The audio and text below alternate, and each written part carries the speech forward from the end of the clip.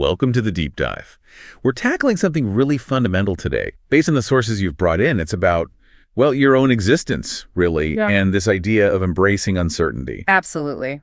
These readings cover a lot of ground: quantum physics, spiritual ideas, biology, but they all seem to point towards this core theme.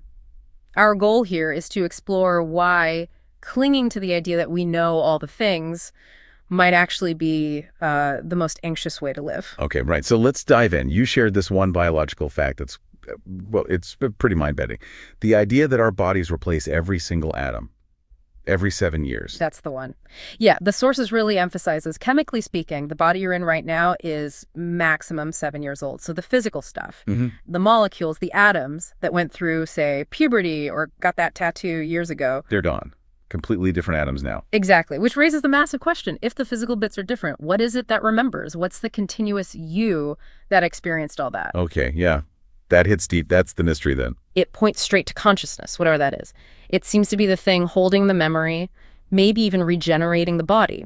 And this is where you see that major split in how science looks at reality. The conventional view being. Well, the standard take is that the brain, this incredibly complex machine, is what creates consciousness. It generates it. Right. And the alternative view you mentioned. Comes more from thinkers looking at quantum physics.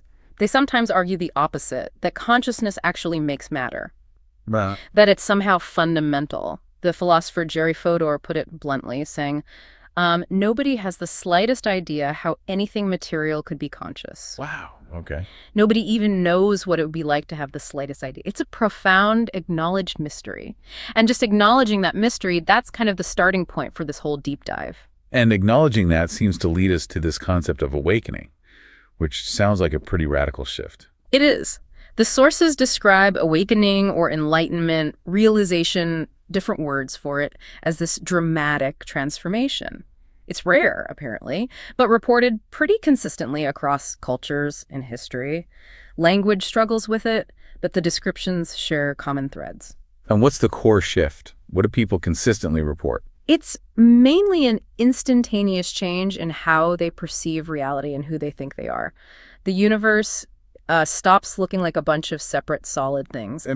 More like an indivisible, interconnected field of living energy, like one continuous being. And personally, the individual stops identifying primarily as this, vulnerable body. And instead identifies as? As the awareness itself, the awareness that's looking out through the body. Yeah. Okay, the sources use a great analogy for this, the brain as a radio receiver. Yes, that's a really helpful way to think about it. If the brain is the receiver, or maybe a transmitter too, it means it's not the source of the music consciousness, it's just the device tuning into it, translating it. So the awakening, the shift, it's like changing the station. Kind of. Or maybe changing the way the receiver processes the signal, like switching from a primarily left hemisphere mode. Which is the logical, analytical part. Right, the part that separates, categorizes, sees time linearly. Switching from that default to a more right hemisphere perspective. The holistic side, seeing connections, the bigger picture, the present moment. Exactly. But it's not like you lose the left brain. The sources mention Jill Bolt Taylor, the neuroanatomist who had a stroke affecting her left hemisphere. Oh, I know her story. Right. She talks about learning to call a brain huddle. The calm, connected right hemisphere kind of leads, but you can still access logic, senses, language. You use the whole brain, but your fundamental identity shifts to that underlying awareness. Okay, that sounds incredibly peaceful, actually, transformative. So why isn't everyone experiencing this? Why is it apparently so rare? Why are we so often stuck trying to figure everything out?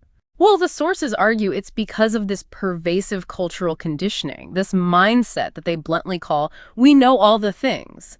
It's seen as the hallmark of a totally immersed left hemisphere view. And that certainty leads to anxiety.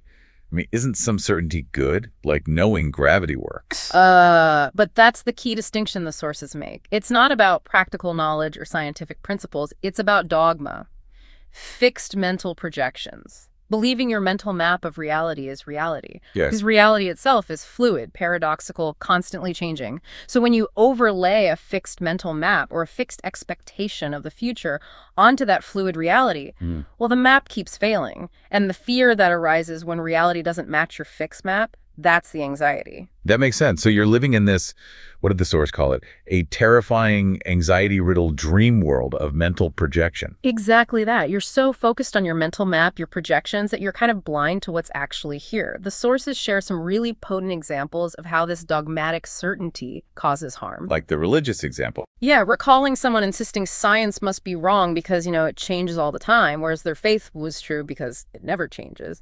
That refusal to accept fluidity. And the flip side, dogmatic scientific certainty. Right. The author mentioned medical advisors bluntly stating that a life with Down syndrome was not worth living, based purely on valuing analytical intelligence above everything else. It shows how dogma, whether religious or scientific, can just blind you to the bigger picture, to values outside its narrow frame. Wow. Okay, so if that kind of certainty, that dogma, breeds anxiety and blindness, what's the alternative?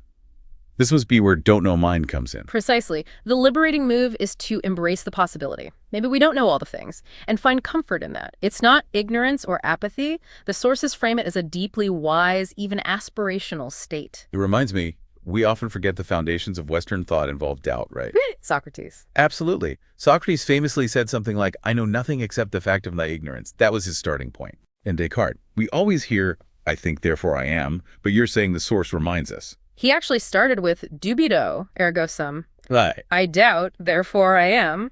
Doubt was the bedrock, not just thinking.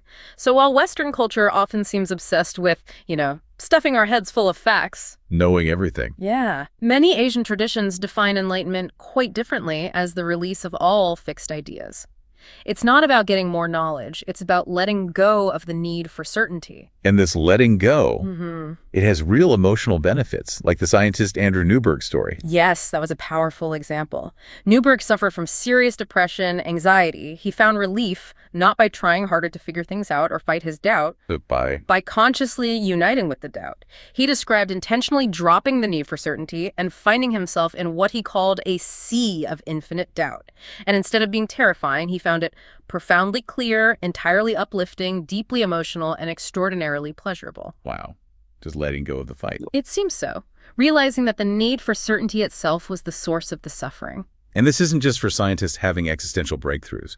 There was the story about the client, Dinah, lost in Taiwan. Right. This was before smartphones, GPS, easy translation apps. She gets completely lost, can't speak the language, can't read the signs, total overwhelm. Manic stations, I imagine. Initially, maybe. But she was forced into the state of profound not knowing. She had to let go of relying on her analytical mind, her plans, her maps. And in doing that, she described tuning into this more open kind of awareness. And what happened? She felt this deep connection, this loving matrix, she called it, with everything and everyone around her. She felt guided, found her way back, not through logic, but through this open, receptive state born from simply releasing the need to know, the need to be in control. Okay, that's a compelling story, but does hard science actually back any of this up? It sounds a bit, well, woo-woo, maybe. Embracing the unknown. It does sound that way, but the sources point to some pretty solid research. Dr. Lisa Miller at Columbia University, for instance. Her work, Identified Brain, correlates, she calls it a docking station for spiritual awareness. A docking station in the brain. Apparently so. And her findings are quite striking. People who are more open to, let's say, a spiritual or metaphysical dimension in life, they score statistically much higher on happiness metrics, less depression, less anxiety. And more positive traits. Yes, things like grit, resilience, optimism, creativity. It seems neurological openness to mystery is, well, healthier. So it's literally healthier not to think you know everything. The data seems to suggest that. And then there's the research on long-term meditators like Tibetan monks. Yeah. Their brains physically change over time. They become effectively wired for happiness, for calm. In those practices, they're about letting go, right? Fundamentally, yes. They're often about observing thoughts without attachment, letting go of fixed ideas, dissolving the rigid sense of self, essentially cultivating that don't-know mind. And even basic physics pushes us towards this uncertainty, doesn't it? Oh, absolutely. Quantum physics is built on paradox. The famous double-slit experiment shows that things like electrons act as both spread-out waves of energy and specific particles, depending on how or if we observe them. Reality seems fundamentally fuzzy, probabilistic, until observed. So both a wave and a particle at the same time. Essentially, yes. Or perhaps existing in a state of potentiality that includes both. And Einstein showed time isn't fixed either, calling it only a stubbornly persistent illusion.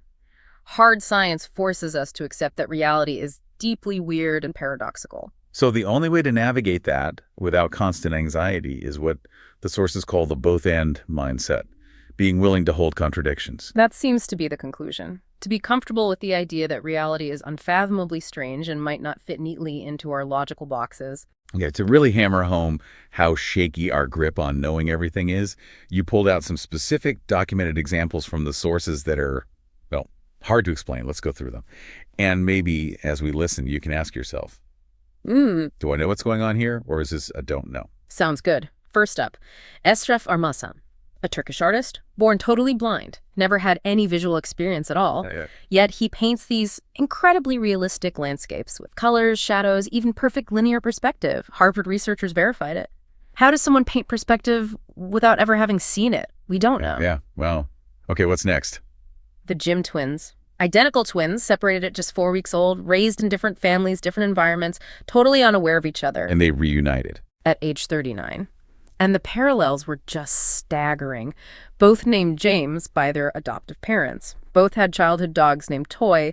Both married women named Linda, then divorced, then married women named Betty. Both drove the same model light blue Chevy. Both chain-smoked the same brand of cigarettes. Both even vacationed at the same tiny beach in Florida without knowing the other was ever there. Okay, that's just uncanny. Seriously weird. Then there's the plant research by Monica Galliano. Peer-reviewed scientific papers showing plants can learn, remember, even communicate. Things like Pavlovian responses in peas. Plants learn. Right? Consciously. Well, the consciously part is the debate, but the learning and memory seem demonstrable. Yeah. And Galliano herself claims she got the ideas for some experiments by listening to the plants, using techniques she learned from indigenous shamans. Listening to plants. Okay, that definitely pushes the boundaries. Next. The novella Futility, or The Wreck of the Titan, published in 1898 by Morgan Robertson. It's about the largest ship ever built, hailed as unsinkable. Sounds familiar. Right. On a voyage in April, it hits an iceberg in the North Atlantic. Midnight, starboard side, not enough lifeboats, catastrophic loss of life. The fictional ship was called the Titan. 14 years before the Titanic, which had almost identical specs and met an almost identical fate. Precisely. Down to the size, the month, the cause, the location of the breach. Coincidence. Precognition, we don't know. Okay, my brain is officially buzzing now. One more. The bedrock of modern physics itself. Quantum mechanics. Subatomic particles don't seem to exist as definite things in definite places until they're measured or observed. Before that, they're just fields of probability, waves of potential. So the act of looking somehow makes reality concrete. That's one interpretation, the Copenhagen interpretation, basically. Observation seems to play a crucial role in collapsing those probabilities into actual matter. How? Why? Again, we don't really know the deep why. Right. I think I need to lie down in a superposition of states for a minute. These are anomalies. Exactly. And the point isn't necessarily to believe any specific explanation for these. It's to recognize that reality is clearly stranger and less known than our everyday assumptions suggest. Facing these anomalies shows that knowing all the things is, well, just not feasible. And the ability to sit with that weirdness, to step into don't know mind, that's the path away from anxiety and towards waking up. That's the argument presented in these sources, yes. The path isn't about finding new certainty, but about relaxing the need for it. Unknowing becomes the way. So the big practical question then is, how? How do we actually practice letting go of that anxious grip, that need to know? Is there a technique? Yes. The sources offer a practical exercise, drawing from work like Les Fami's Open Focus. It's designed to gently shift your nervous system out of that tight, focused, anxious state and into a more open, calm, green zone state. How does it work? It uses unanswerable questions. Questions designed to dissolve our usual sense of fixed boundaries and limitations. By pondering them without needing an answer, we kind of trick the brain into a more expansive, less defended state. Okay, so what are the questions? We just sit quietly and repeat them mentally. Exactly. Gently, without striving. The 4 main ones suggested are: Can I imagine the distance between my eyes? Can I imagine the space inside the atoms of my body? Total don't know territory there. Can I imagine the silence that underlies all the sounds I hear? Can I imagine the stillness in which all activity occurs?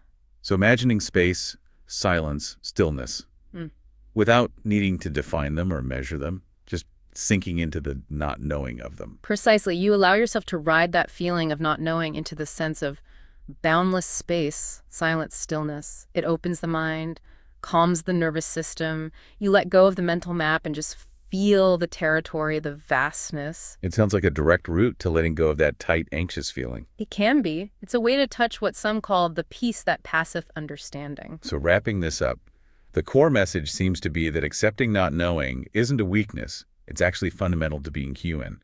And paradoxically, it's the key to reducing anxiety. That's a great summary. And the sources suggest that when you start operating from this more open, less certain place, life can feel, well, more purposeful, even magical sometimes. Like your story about the blue jay. That seemed like a direct application. Yes. It was such a strange, perfect example. We'd found this blue jay, broken wing, freezing cold day. I was driving it to a wildlife rescue center. Right. And halfway there on the highway, it somehow got out of the box, started frantically hopping around the passenger seat, obviously terrified. And my mind just instantly went into catastrophe mode, imagining it flying into the windshield, causing an accident. Total left brain panic projection. Understandable. Totally.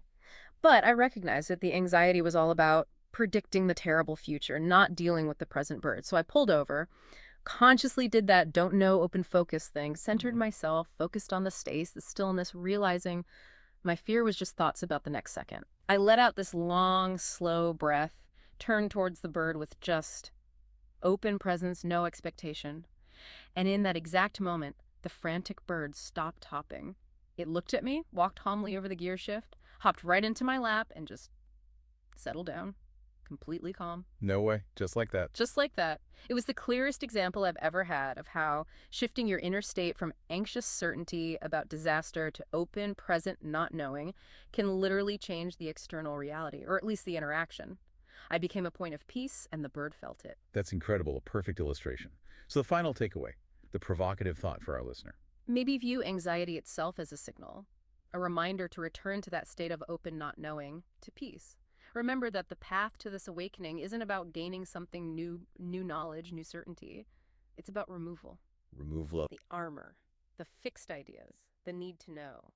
The Buddhist nun Pema Chodron has a wonderful quote, "I am awake, I will spend my life taking off this armor." The sources suggest you, the listener, already have this awakened consciousness, this priceless gift. The practice is just repeatedly letting go of the mental armor, the certainty that keeps you feeling small and afraid.